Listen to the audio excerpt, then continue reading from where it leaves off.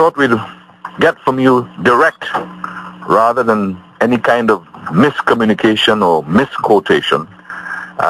Let us, in your words, get from you directly what happened. Essentially what happened is that, and I'm grateful to the media for printing the transcript of the exchange, the relevant exchange with the Foreign Affairs Minister, Dr. Suraj Ratan Rambachan on Thursday, because, and let me make clear, the official word from CNMG, and I spoke to the human resources person yesterday, is that it is a cost-cutting exercise. So it might seem provocative, the Express headline that I was fired, but they also made it clear. They played a little game by saying I was fired from First Up, which wasn't really being fired and all of that. But you know how we work in the media.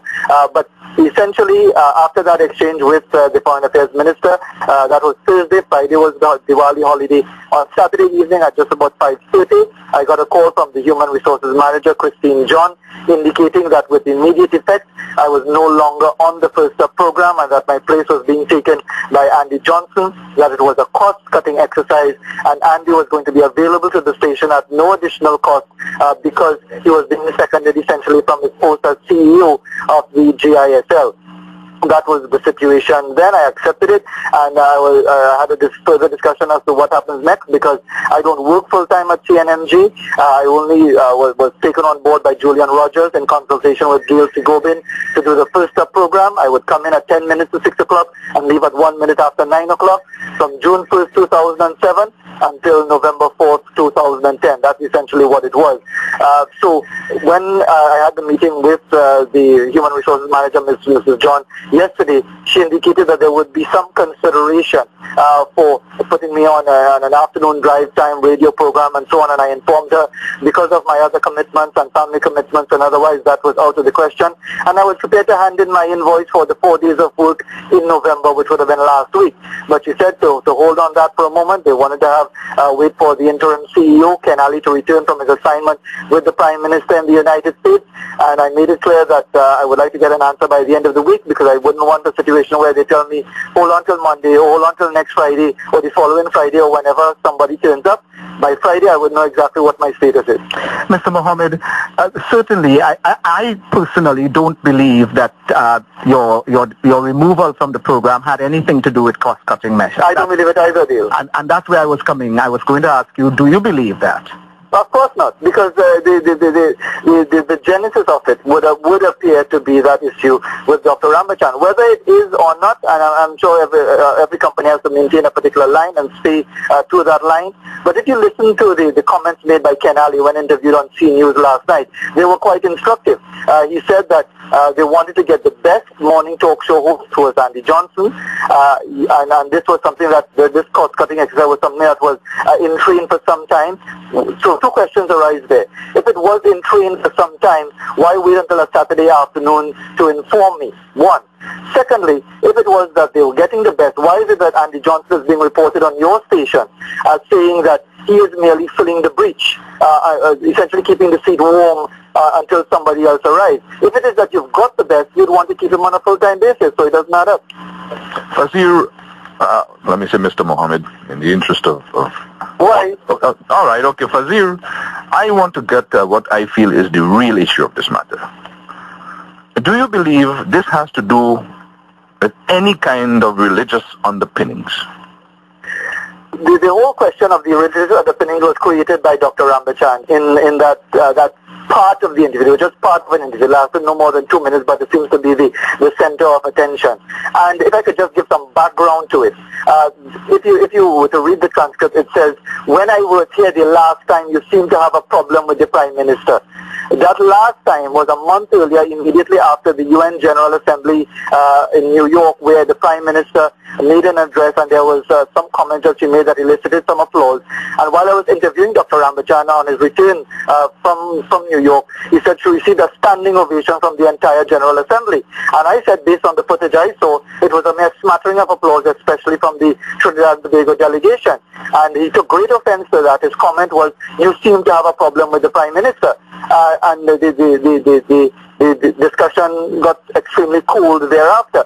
So the question that I was asking Dr. Rambachan on Thursday was whether it was diplomatic diplomatic of the Prime Minister to make the comments about benefit to Trinidad and Tobago at the time that she did.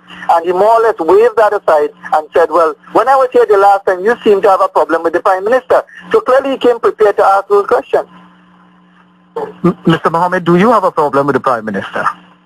I have absolutely no problem with the Prime Minister as the Prime Minister of Trinidad and Tobago. I have no problem with Kamala Prasad-Bissessar, the person, but I feel I am entitled as I'm not a practicing journalist, I'm just a talk show host and a broadcaster, occasional broadcaster, but I feel I'm entitled to make a comment where I perceive something to be inappropriate, because as far as I'm concerned, diplomacy is a matter of not just context and content, but timing as well, and I thought it was extremely poor timing of the Prime Minister to say what she said when she said it. I don't think there's too many people have too many arguments with what she said in the context of what she was trying to say. Yes. But to say that in the immediate aftermath of such a disaster to me was wholly inappropriate, and it was stunning to me and astonishing to me that someone who's a foreign affairs minister who had a diplomatic posting in Brazil under the NAR regime would not see that. Dr. Rambachan referred to your religious belief. Yes, he did. Why did he do that?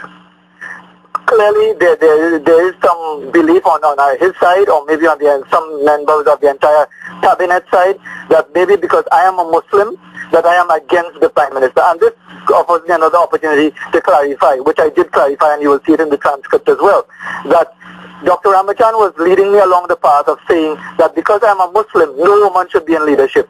What I made clear was that from a Muslim, from an Islamic point of view, there is no woman in religious leadership in Islam. You do not have a woman imam.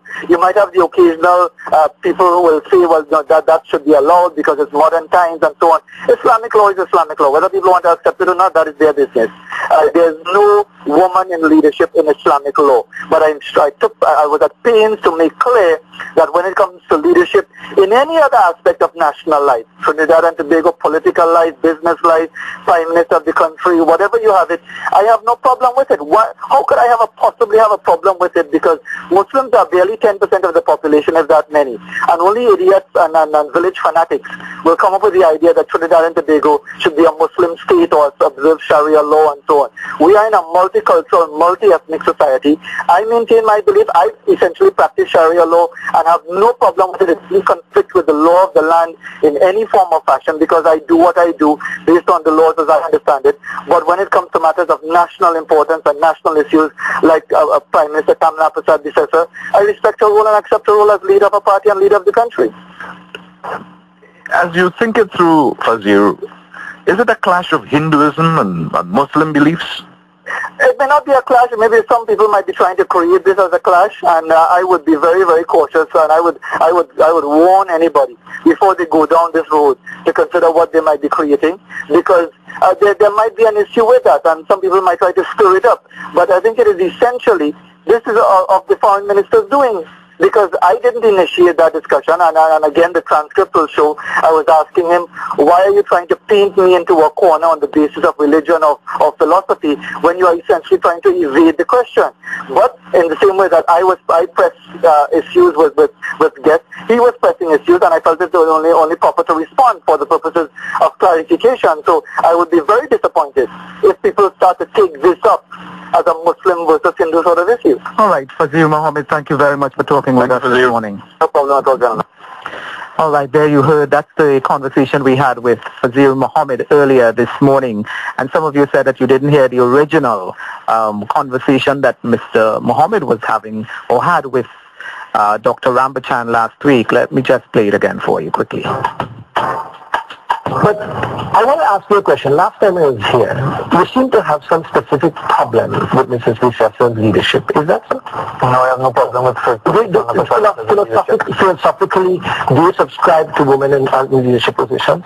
Well, religiously, no. Religiously, no. Yeah. So that if you have a Prime Minister, Kamala Prasad-Bissessar, as the Prime Minister of the country, would you subscribe to a woman being the Prime Minister of this country? I have no problem with that. But you said religiously you have a problem. Religiously, no. But there's a difference between religion and country. I believe you're trying to paint me down. My religious philosophy. But the point is, yes, but Dr. Rambachan, you are trying to evade the point. She never said anything.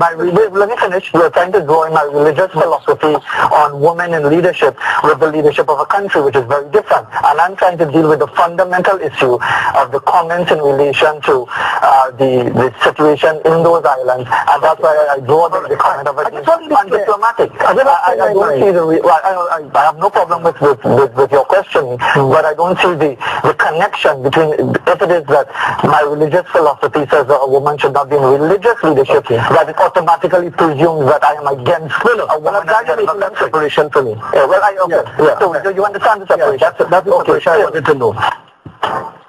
There you heard it again, Dr. Suraj Ratan Rambachan, the Foreign Affairs Minister, talking with Fazeer Mohammed.